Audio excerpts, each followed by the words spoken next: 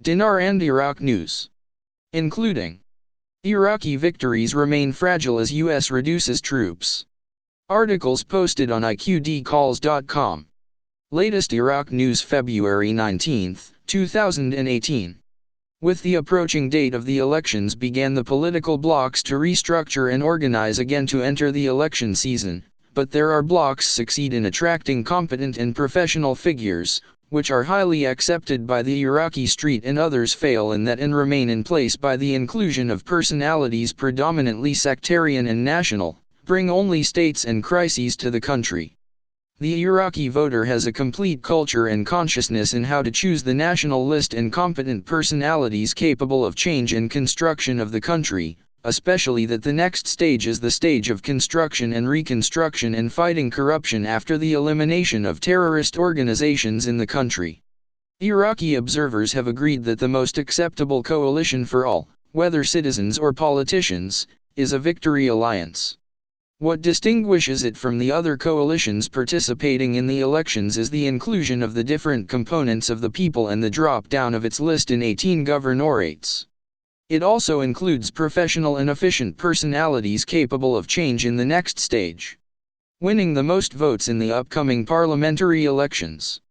The Alliance of Victory, led by Prime Minister Haider Abadi, the largest coalition in the parliamentary elections of 2018, which includes the Virtue Party headed by Abdul Hussein al-Musa'i and an independent bloc led by Hussein al-Sharistani, and the Reformist Movement headed by Ibrahim Jafari, and the National Congress headed by Araz Habib, and the Turkmen Islamic Alliance headed by Jassim Mohammed Jafar, and the Tender Movement headed by Fali al-Fayyad, and the Uprising Rebels headed by Muhannad al-Zarja'i, and the Bloc of Iraq's Renaissance and Peace headed by Nawaf al-Jarba. Observers are likely to win the largest share of the seats. The deputy of the National Alliance, Huda Sajid, told One News that the slogan of a coalition of victory, Unite Us Vincerna, and its main goal to eliminate corruption and spoilers of politicians who penetrated the previous governments and were the cause of the crises experienced by the country in the time of explosive budgets that did not benefit the people but pay for these corrupt politicians. She added that Prime Minister Haider Abadi promised the Iraqi street to eliminate the scourge of corruption, as promised previously to eliminate the organization calling for the terrorist, indicating that what distinguishes the NASR coalition, that includes national blocs carrying the young people, are able to change and made a real will and have the ability to build the country and believe that they have pledged to God, and we believe that this coalition will win the confidence of citizens and the Iraqi street and those who want to fight corruption to win in the upcoming elections. There are many blocs calling for quotas and division, and Iraq is a booty in their eyes, and the one who distinguishes from the other alliances the list of all Iraqi provinces, and there is no single list that it will fall in 18 provinces, which indicates that the coalition of victory blocs includes the various components of the Sunni, Shiite, Kurdish, Turkmen and other. For his part, stressed the strategic expert in al-Hashimi, that the alliance NASR is an important alliance and will be a difficult figure in the elections, as the leader of the Prime Minister Haider Abadi has important files succeeded in achieving is to maintain the unity of the country and the elimination of terrorism and strengthen Iraq's foreign relations. Hashimi told One News that the alliance of NASR could be a transient alliance of sectarian as a combination of Sunnis and Shiites, Kurds, and Turkmen. This is a positive phenomenon to correct the process of political process, stressing that although talk about the results of the election is premature, will be a difficult figure in the upcoming elections. He added that after the announcement of the election results will occur very large variables, but most of the political blocs controlled by foreign agendas.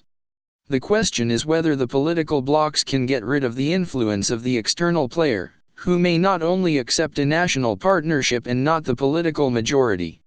The Alliance of the Victory of Iraq, headed by Haider Abadi, earlier, determined to correct the course of the political process and the fight against corruption, while noting that it is open to all national forces good of all directions. The coalition said in a statement that it is determined to correct the course of the political process and remove them from quotas and fight corruption, noting that seeks to establish a new political path and the building of state institutions in accordance with the Constitution. The battle for construction and reconstruction will begin after all the land of Iraq has been liberated, the coalition said, adding that it will develop the wealth of the people and invest it to provide the country with prosperity. He stressed his intention to adopt expertise and professionalism while preserving the participation of all the people of the provinces in the administration of a unified Iraq, pointing out that, open to all Iraqi national forces good of all directions. Through the announced by the countries participating in the conference to reconstruct Iraq, which concluded its work in Kuwait, for financial contributions to the reconstruction of this country, the amounts made by most of the loans and investment contributions in projects within the country, while the amounts accounted for donations a small percentage. Such loans would increase the country's future financial burden on repayments. So far, Saudi Arabia has been allocated $1.5 billion for Iraq reconstruction and Saudi export financing projects, while Qatar has provided $1 billion in loans and investments. The UAE and Turkey also provided $13.5 billion in loans and investments, while Kuwait allocated $2 billion in loans and investments. Thus, we see that the Gulf contributions have had a lion's share of the total amounts provided to Iraq. Are we facing a new phase of the real relations imposed by the economic side between Iraq and the Gulf states? Will Iranian influence diminish with the beginning of such relations? On this subject, Professor of Political Science at Al Narain University, Dr. Bassem Al-Kanani, said, "The Kuwait Conference is a very important activity and a kind of response to Iraq, which fought on behalf of the Arab countries and the world at large against the vicious attack of organizing the terrorist, full of Iraq. The reality of the Gulf-Iraqi relations after the opening of the government of Mr. Abadi on those countries began to appear through Kuwait's invitation to hold the conference for the reconstruction of Iraq. The conference was held in a country that was for a previous period damaged by Iraq. It is a positive sign to move forward with Gulf-Iraqi relations through realistic diplomacy. The Gulf states are very interested in the Iraqi market, which is a thirsty market that receives everything and needs everything, especially after the destruction of Iraq. The investment will be realistic. We know that the capital is smart and hungry at the same time. The Gulf states are good figures in the global economy and have large capital that can create investment opportunities in Iraq over the medium term and have a positive impact on building the country and contribute to the revival of political and economic relations between Iraq and the Gulf states. The United States does not throw the money aside, and it always tries to immerse others while it is holding the strings of the game. Gulf funds may be a front for U.S. activity.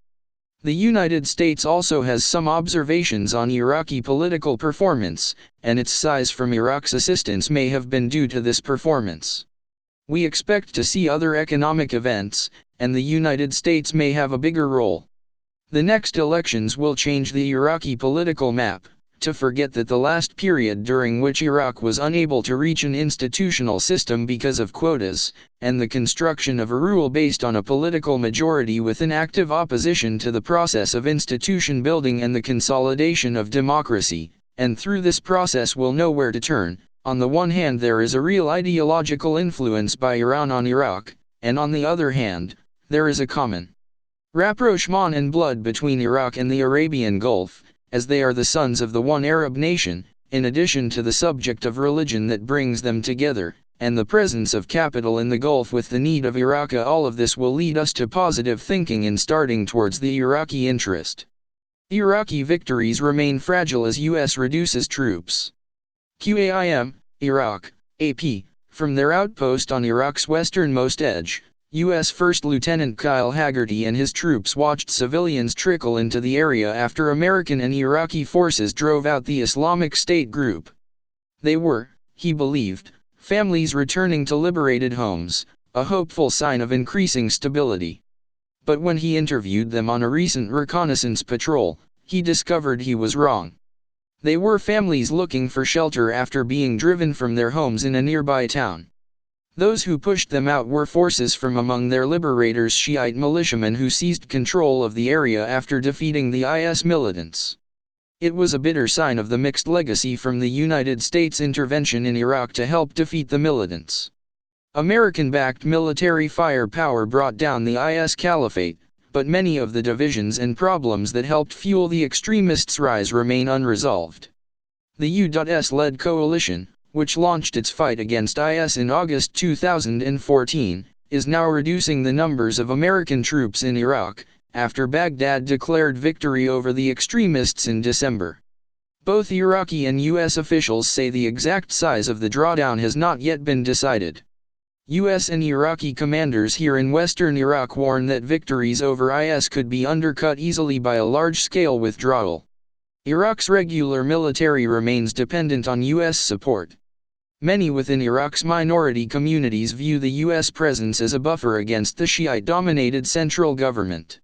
Still, Iranian-backed militias with strong voices in Baghdad are pushing for a complete U.S. withdrawal, and some Iraqis liken any American presence to a form of occupation. That has left an uncomfortable limbo in this area that was the last battlefield against the extremists. Coalition commanders still work with Iraqi forces to develop long-term plans for stability even as a drawdown goes ahead with no one certain of its eventual extent. Hearts and minds again.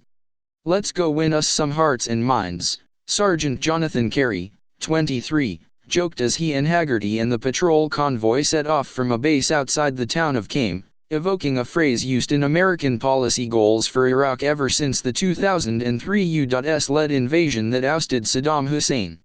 After just a few hours moving on foot across farmland and orchards to a cluster of modest houses, Haggerty realized the families he thought were returnees to the area were in fact newly displaced. Their homes in Qam had been confiscated by the government-affiliated Popular Mobilization Forces, or PMF, made up mainly of Shiite paramilitary fighters backed by Iran. Our end goal is a stable Iraq, right? Haggerty said later, back at the base. But when you see stuff like that, it makes you wonder if they are ever going to be able to do it themselves. After victories against IS, the PMF has built up a presence in many parts of Sunni-majority provinces, including western Anbar. It formally falls under the command of the Prime Minister, but some Iraqi commanders accuse the PMF of being a rival to government power. PMF flags line highways crisscrossing Anbar. At a PMF checkpoint outside Al-Assad Air Base, a sprawling complex used by both Iraqi and coalition forces, U.S. convoys are regularly stopped for hours while busloads of PMF fighters are waved through. U.S. Marine Colonel Seth Folsom works closely with the branches of Iraq's security forces, Sunni tribal fighters and the Iraqi army, who are increasingly concerned about the rise in power of the PMF. Iran has given no indication of dialing back its support after the defeat of IS extremists. The biggest question I get now is, how long can we count on you being here? Folsom said of his conversations with Iraqi commanders and local politicians. That decision ultimately rests with Iraq's political leadership, he said. I guess some people could see that as a cop-out, but at the same time it's not my place as a lowly colonel to define how long the U.S. presence is going to be. Forward line of freedom. For the senior officers leading the current fight against IS, decades of U.S. military intervention in Iraq has defined their careers. The top U.S. general in Iraq, Lieutenant General Paul Funk, served in Iraq 4 times, in the Gulf War in 1991, in the 2003 invasion, in the surge when some 170,000 American troops were serving in Iraq in 2007, and most recently in the fight against IS. It will definitely be positive, Funk said of the legacy of the U.S. role against IS in Iraq. People see their young men and women out here defeating evil. That's a positive thing. On a recent flight from Baghdad to a small U.S. outpost in northern Syria near Manbij, a trip that traversed the heart of the battlefield with IS for the past 3.5 years, Funk described the future of the fight as ideological and open-ended. The problem is people believe it's already over, and it's not, he said.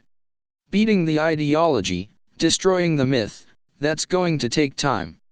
Touching down outside an orchard on the perimeter of the Manbij base, Funk exclaimed, "Welcome to the front line of freedom." Funk predicts the ideological fight could take years and easily require U.S. troop deployments elsewhere. He said that is one reason he believes it's so important to visit U.S. troops on the current front lines to show them, the American people believe in their purpose.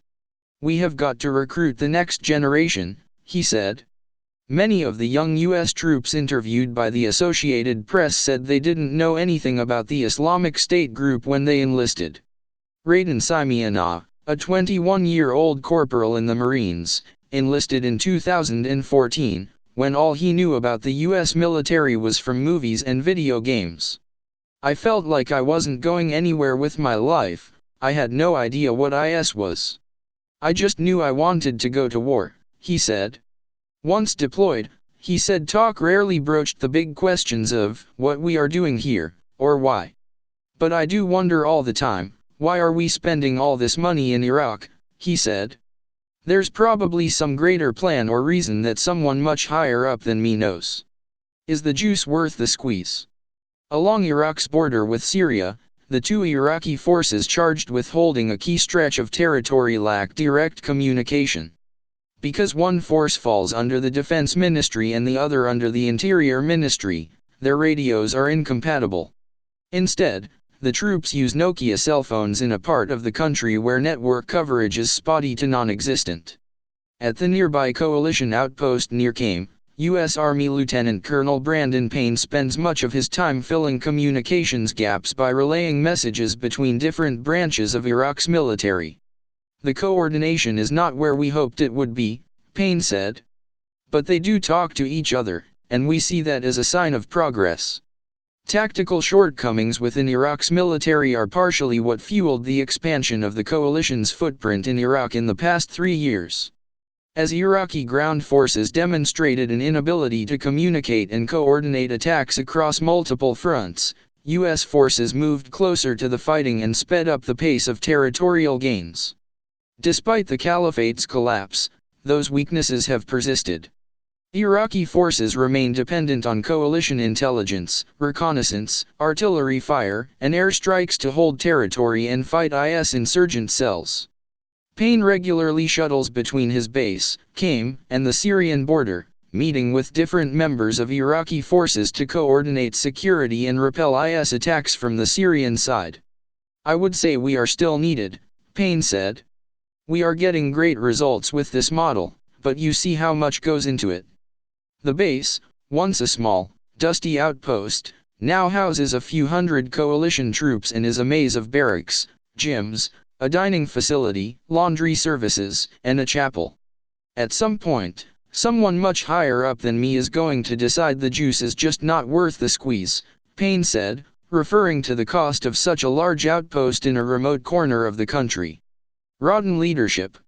Iraqi Army Lieutenant Colonel Akram Salahadi, who works closely with Payne's soldiers at the Qam outpost, said coalition training and intelligence sharing have improved the performance of his unit.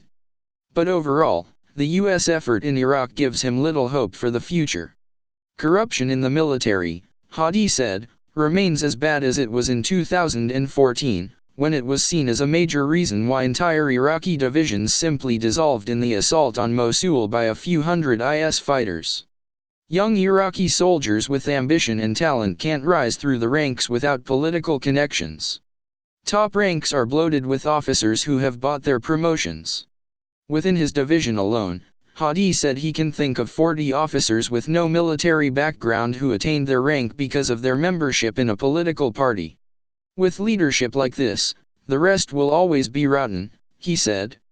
Coalition programs that have trained tens of thousands of Iraqi troops have largely focused on the infantry, not the junior officers needed to lead units and instill a culture of service that will make a professional force. Folsom, the U.S. Marine colonel, said military power will not root out corruption or heal Iraq's long-standing divisions. I have a saying out here, he added, you can't want it more than them. End news report. Articles posted on IQDcalls.com.